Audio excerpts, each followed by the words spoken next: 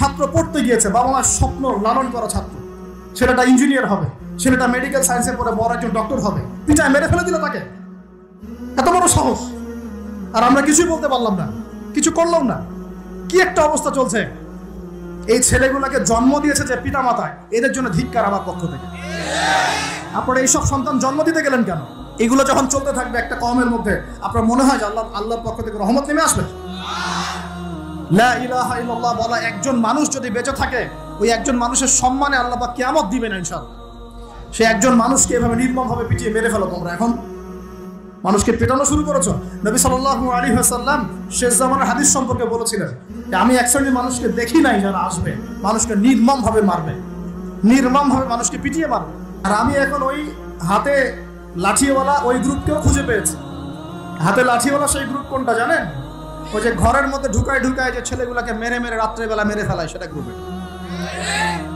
বিভিন্ন হলে হলে দেখেন না, হকি স্টিক নিয়ে 8-10 জন মিলে এক একটা করে ছেলেকে ডেকে নিয়ে পিটাই মেরে ফেলায়। এগুলো সেই ছেলে।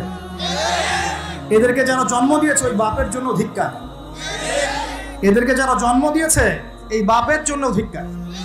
আর এখন এরকম লেডিস গ্রুপও বের হয়েছে, আর মেয়েদেরকেও হলে ডেকে ডেকে পিটানো শুরু করেছে। তোমরা কি মনে করো যে 5 জন 6 জন 10 জন মিলে একজনকে সারা রাত টর্চার করে মেরে ফেলানোর মধ্যে সুপুরুষ? তুমি সুপুরুষ, তুমি অনেক বড় বীর। সাহস থাকলে তুমি একজন মারামারি করে দেখাও না। দেখি তোমার এত বড় সাহস, তাহলে একজন মারামারি করে দেখাও না। আসো রিংয়ের মধ্যে আসো, তারপর দেখি তোমার কত শক্তি, আমাদের কত শক্তি। একজন 1-on-1 ব্যাটেলে আসো, খালি হাতে 1-on-1 ব্যাটেলে আসো। 8 জন 10 জন মিলে একটা বুয়েটের ছেলে, একটা মেডিকেলের ছেলে, একটা অমুকের ছেলে, তমুকের ছেলে, বাবা মায়ের স্বপ্ন লালন করা ছেলেগুলোকে ঘরের মধ্যে ঢুকাবা, সারা রাত পিটায় মেরে ফেলবা। এটাকে তোমরা সাফল্য মনে করো, বীরত্ব মনে করো? এই ছেলেগুলোকে জন্ম দিয়েছে যে পিতা মাতায়, এদের জন্য ধিক্কার আমার পক্ষ থেকে। আপনারা এইসব সন্তান জন্ম দিতে গেলেন কেন? খিদির আলাইহিস সালাম বেঁচে থাকলে ছোটবেলায় মেরে ফেলতে হতো। ওই যে খিদির আলাইহিস সালাম ছোটবেলায় একটা বাচ্চাকে মেরে ফেলছিলেন না? মুসা আলাইহিস সালাম বলেছিলেন যে একটা বাচ্চাকে কেন মেরে ফেলবে? তখন খিদির আলাইহিস সালাম বলেছিলেন এই ছেলেটা যদি বড় হয়, বড় হলে অনেক বড় কাফের হবে। আল্লাহ আগে জানিয়ে দিয়েছেন, এই জন্য আগে মেরে দিয়েছে। এই বাচ্চাগুলোকে নিতে গেলেন কেন?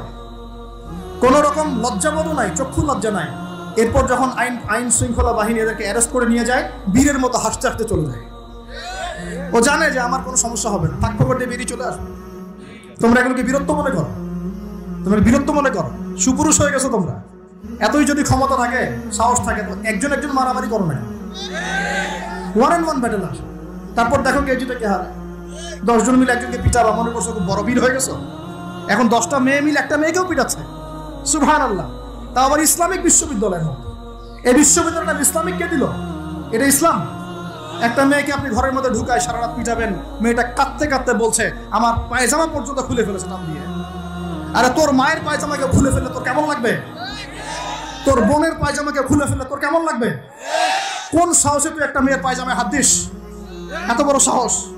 নির্মম ভাবে, অহেতুক ভাবে এই যে অসহায় মানুষগুলোকে, ছাত্র পড়তে গিয়েছে, বাবা মার স্বপ্ন লালন করা ছাত্র, ছেলেটা ইঞ্জিনিয়ার হবে, ছেলেটা মেডিকেল সায়েন্সে পড়ে বড় একজন ডক্টর হবে, পিটায় মেরে ফেলে দিল তাকে। আর কোরআন খুলে দেখেন, একটা জাতির কথা আল্লাহ পাক বলেছেন। এই জাতির নাম হচ্ছে আদ জাতি। কোন জাতি ভাই? এই আদ জাতিকে আল্লাহ পাক ধ্বংস করেছিলেন ঝড় দিয়ে, ঝড়টা দিয়ে। আল্লাহ পাক এই কওম সম্পর্কে বলেছেন ওয়াইদা বাতাসতুম জাব্বারিন। ওরা শিরক কুফর তো করতোই, কিন্তু এর পাশাপাশি একটা বড় পাপ করতো। ওই পাপটা হচ্ছে এরা যখন মানুষকে পেত, পিটিয়ে মেরে ফেলত, নির্মম ভাবে পিটিয়ে মেরে ফেলত। এই আদ জাতির পাপ তোমরা করা শুরু করেছো। আমাদের শহরে এগুলো চলছে না? এখন দিনে দুপুর রাস্তাঘাটে এগুলো চলছে। শিক্ষা প্রতিষ্ঠানে গিয়ে এগুলা মাস্তানি করতে গিয়েছো তোমরা। আল্লাহ রাব্বুল আলামিন আমাদেরকে উমরের শাসন দান করুন বলে আমি। একটা মাস উমরের শাসন যদি চলে না, দেখবেন সব লাইনে চলে আসছে ইনশাআল্লাহ। একটা মাস খালি ধর্ষণের বিচার করা শুরু করেন, ধর্ষণ করার সাহস খুঁজে পাবেন ইনশাআল্লাহ।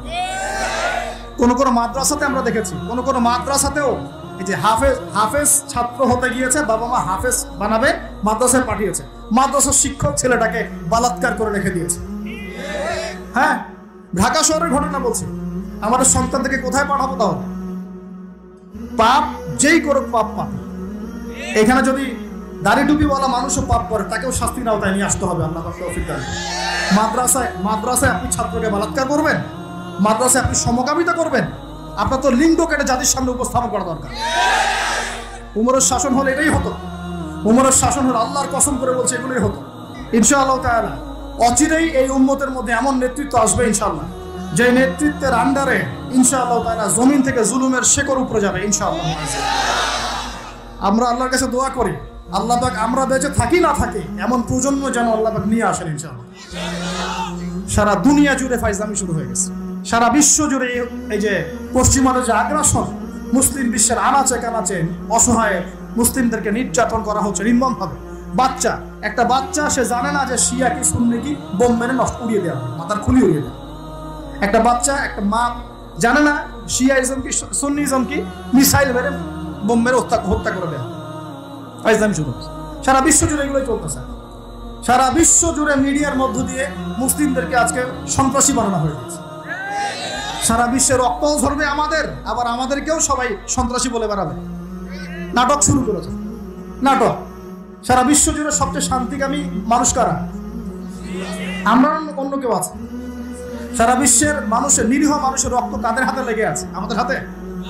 আমরা ইরাকে মানুষ হত্যা করেছি, আমরা আফগানিস্তানে মানুষ হত্যা করেছি, আমরা উইঘুরদেরকে হত্যা করেছি, আমরা রোহিঙ্গাদেরকে হত্যা করেছি, আমরা বিগত 12, 14, 15 বছর ধরে সিরিয়াতে বাচ্চাদেরকে হত্যা করেছি, বিগত প্রায় 70 বছর থেকে প্যালেস্টাইনে আমরা মানুষকে হত্যা করেছি। আমরা কি এই যে লেবানন, জর্ডান এই জায়গাগুলোতে মানুষকে আমরা মারছি? তাহলে সারা বিশ্বে আমাদেরকে আজকে সন্ত্রাসী কেন বলা হয়? কি কারণে বলা হয়? আর আমরা কেউ কোনো কথাও বলি না, মন থেকে ঘৃণাও করি না। এই কথাগুলো বলবেন কারা? বলবেন তো আলেম ওলামারা। এখন যদি আমরা এই ওয়াজ মাহফিলের স্টেজগুলোকে সার্কাসের মঞ্চ বানিয়ে ফেলি, এই আমানতের হক কে আদায় করবে? কে আদায় করবে? আল্লাহ পাক আমাদের সবাইকে বোঝার তৌফিক দান করুন। আমরা আশা করি ইনশাআল্লাহ তাআলা আমাদের উপরে যারা আছেন তাদের বোধোদয় হবে ইনশাআল্লাহ। আমরা কারো শত্রু নই, ইসলাম কারো শত্রু নয়, কারো খারাপ চায় না। ইসলাম চায় সমাজের ন্যায় প্রতিষ্ঠা হোক, এবং ন্যায়টা যে কারো হাত দিয়ে প্রতিষ্ঠা হোক, কোনো সমস্যা নাই। এক্স ওয়াই জেড যেই হোক না কেন, যার হাতে ন্যায় প্রতিষ্ঠা হবে আমরা তার জন্য দোয়া করবো ইনশাআল্লাহ। আর যে অন্যায়কে প্রশ্রয় দিবে, প্রতিষ্ঠা করবে, আমরা তার ধ্বংসের জন্য আল্লাহর কাছে দোয়া করবো ইনশাআল্লাহ। আর আল্লাহ পাকের গজব যখন নেমে আসবে কেউ ঠেকাতে পারবে না ইনশাআল্লাহ। আমি বলে দিয়েছি প্রথমেই, সবকিছু মালিককে, সব ক্ষমতা কার হাতে? প্রিয় যুবক ভাইয়ের স্পেশালি আগামী দিনে ইসলামের পতাকা হাতে নিয়ে বিশ্বকে চ্যালেঞ্জ করার জন্য এখন থেকে প্রস্তুত হয়ে যান।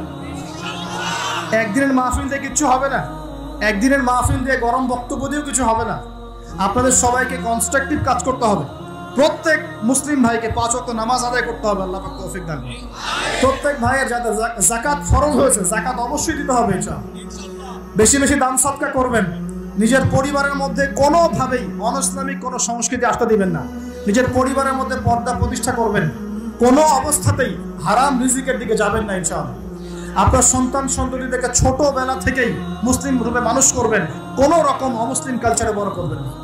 আপনার সন্তানদেরকে ছোটবেলায় কোরআন শেখাবেন, হাদিস শেখাবেন, আলেম ওলামা সোহবত দিবেন, হকপন্থী আলেম চিনবেন, তাদের কাছে সন্তানদেরকে পাঠাবেন ইনশাআল্লাহ।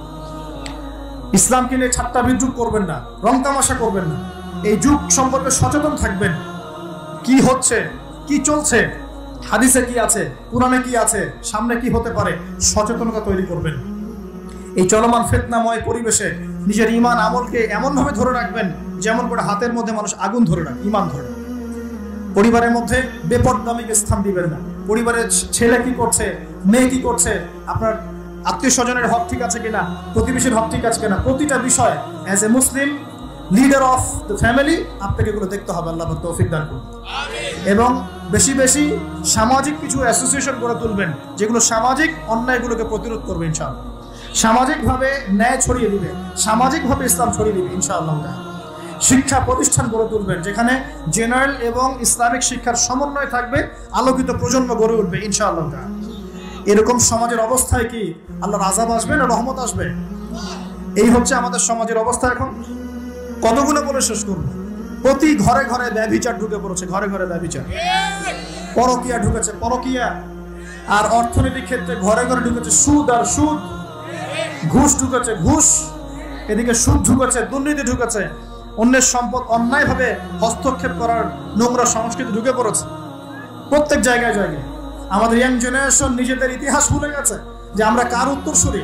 খালেদ বিন ওয়ালিদের নামও তারা জানে না, উমর ইবনে খাত্তাবের নাম জানে না, তারেক বিন জিয়াদকে চিনে না, মুহাম্মদ বিন কাসিমকে চিনে না। এরা ক্রিস্টিয়ানো রোনাল্ডোকে চিনে, এরা মেসিকে চিনে, নেইমারকে চিনে, এরা আমাদের ক্রিকেটারদেরকে চিনে। মাশাআল্লাহ, দেখো দিন দিন আমরা বিপদে যাচ্ছি, তারা হেদায়েতের দিকে আসছে। যারা এখন বিপদগামী ছিলেন আমরা মনে করতাম, তারাই এখন হেদায়েতের দিকে আসছেন। আর আমরা এখন মুসলিম ঘরে জন্মগ্রহণ করে নামাজ ছেড়ে দিচ্ছি, কোরআন পড়া ছেড়ে দিচ্ছি। এটা কি ধরনের কথা? আমার পরিবারের মা বোনরা কিভাবে বেপরদায় বাইরে যায়? আমার পরিবারের কর্তা আমি কেমন করে আমার পরিবারের স্ত্রী সন্তান মেয়েরা বাইরে বেপরদায় যাবে, কিভাবে যাবে? আমি তো পরিবারের কর্তা, আমি পরিবারের স্বামী, আমার স্ত্রী কেমন করে বেপরদায় বাইরে যাবে? আমার ছেলে কেন নামাজ পড়বে না? নামাজ না পড়ে সে ভাত খাবে কিভাবে? নামাজ না পড়ে আমার পরিবারে আমার ছেলে ভাত খাবে কিভাবে? আমার মেয়ে কেমন করে ভাত খাবে? অতএব পরিবারটাকে শক্ত করেন, হালাল খান, সামাজিকভাবে ইসলামটাকে এগিয়ে নেন, ইনশাআল্লাহ দেখবেন একদিন বড় পরিসরে ইসলাম কায়েম হয়ে যাবে।